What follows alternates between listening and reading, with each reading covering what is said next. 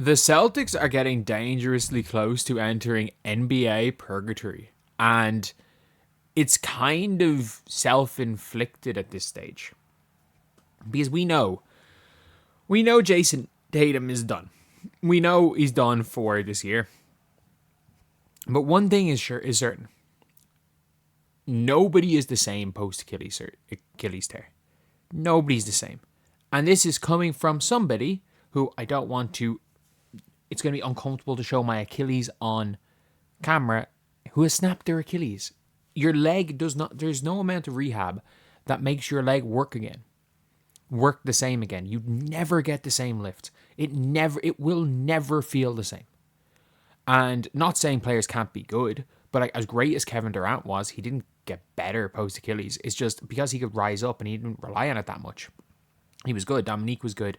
Like, everyone talks about, Stewie came back and was better than ever in the WNBA. Was she? But again, it's very different when athleticism isn't everything. But Tatum can't just rise up over people. Tatum is a two-way player who can impact winning because of what he does on both ends of the floor, even if he's shooting badly. And that kind of relies on athleticism. But the thing is that you are in a prime position, Boston. You've not only lost Tatum, but you've lost Porzingis, you've lost Drew Holiday. You are in a prime position to enter the Rainbow Face sweepstakes, and it looks like you're going to pull a Miami. Never pull a Miami.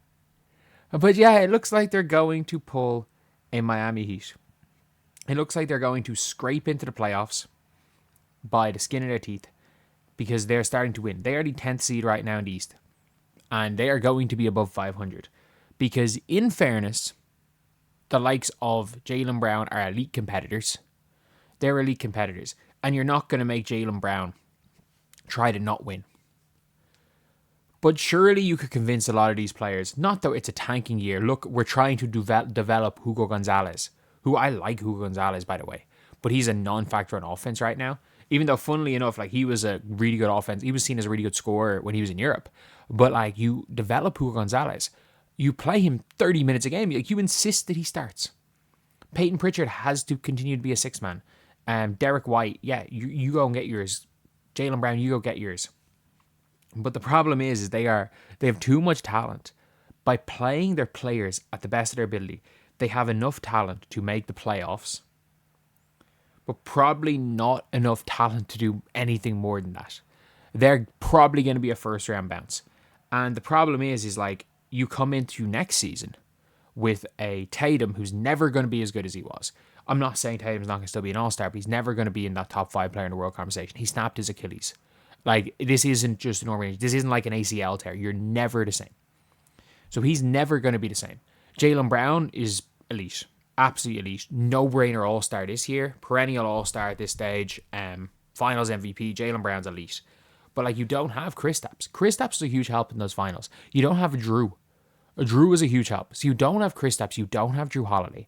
You don't have a Tatum at the same level as he was. Yes, Peyton Pritchard stepped up.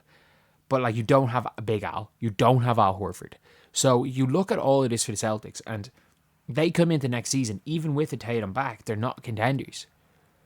Like, are they contenders Eastern Conference? Like, the Pistons are 14-2, and they're young. They're only going to get better. The Cavs are ever improving. The Raptors are 12-5, and they're young. So you're coming into a new Eastern Conference. You're coming into an Eastern Conference where your team is going to be significantly worse than 2 seasons ago. And you've now got all of these other teams young and hungry. And you're getting older. I'm not saying Jaylen Brown's old. I'm saying he's getting older. Tatum is going to age quick because of that injury.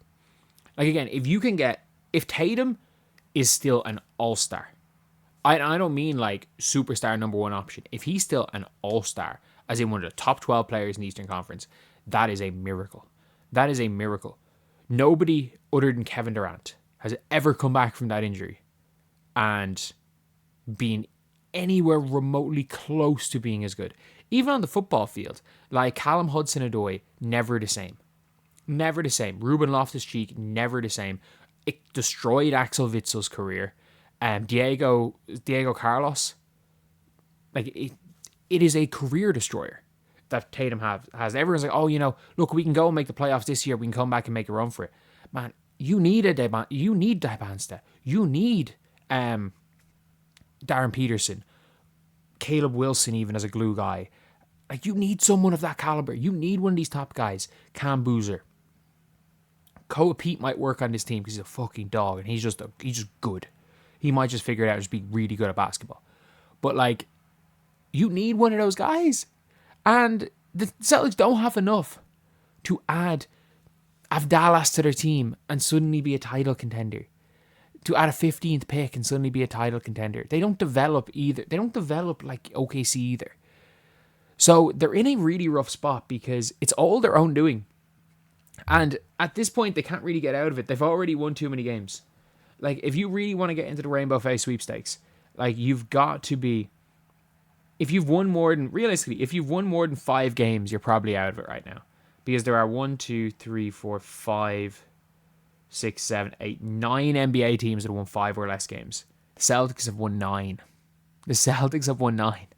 Like, even if the Celtics try to tank it from now, it's too late. It's too late. They've started winning games, and as a team, winning is contagious and losing is contagious. You are already too far into the season to start the tank. And, like, you're winning close games. You're beating teams like Orlando. You're in a fight to get into this top 6 seeds, it looks like. And the players aren't going to give up.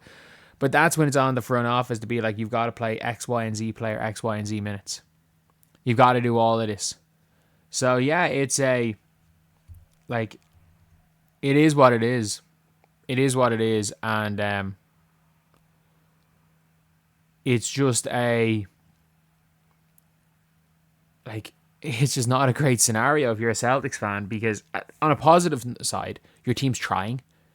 But, like, as a Miami Heat fan, like, in fairness, as a Heat fan, I like what we're doing.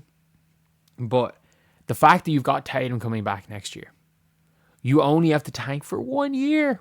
You only have to tank for 1 year. 1 year of tanking, and you can reopen your championship window that appears to be shut. You just need to tank for 1 year to reopen that championship window.